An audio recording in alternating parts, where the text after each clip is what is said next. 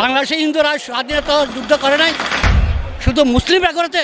আমরা কি উড়ে আসছি এখানে? কেন আসবে আমাদের ধর্মের উপর আঘাত? আমরা বাঁচতে চাই, আমরা বৈষম্য নিয়ে বাঁচতে চাই না।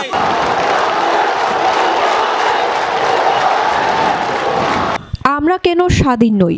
আমাদের মন্দিরে হামলা কেন? দেশ ছাড়তে হুমকি কেন?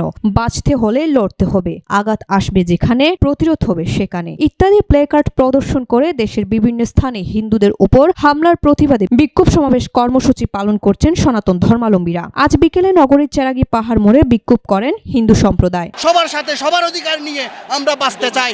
হিন্দু, মুসলিম, বুদ্ধ সবাই একসাথে কাঁধে হাত রেখে আমরা বাঁচতে চাই, আমরা বৈষম্য নিয়ে বাঁচতে চাই না। আমরা কি দেশের জন্য কিছু করি নাই? আমাদের বাপ দাদারা কি কিছু করে নাই? আমরা কি উড়ে আসছি এখানে? কেন আসবে আমাদের ধর্মের উপর আঘাত? কেন আমার জাতি ভাইয়ের উপর আঘাত আসবে? বাংলাদেশে হিন্দুরা স্বাধীনতা যুদ্ধ করে নাই, শুধু মুসলিমরা করেছে। হ্যাঁ, আমরা কি অপরাধ করেছি? আমাদের মা বোনের ইজ্জত চলে গেছে। কি পেয়েছি তো বাংলাদেশ থেকে? লাঠি পিছা কিছু হলে একটু লাইভ দেখাবেন, তারপর শেষ। মন্দির ভাঙবেন, ধরবেন, কোরআন শরীফ দিল ওরা, কিন্তু নিচে নিচে আমরা। কি বলেন আপনারা? আপনারা সরকার, এই সরকারের উপরে দাবিদার করবেন আপনারা, কারণ আপনারা ইসলাম দেশটাতে মুসলিম রাষ্ট্র, আমরা কিছু করি নাই। আজকে ইসলাম রাষ্ট্র কার দ্বারা পেয়েছেন?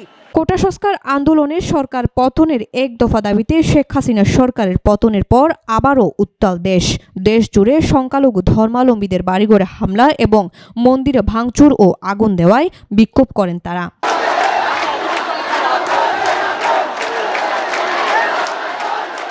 এরশাদ হোসেন মুন্নার প্রতিবেদনে CHD নিউজ 24।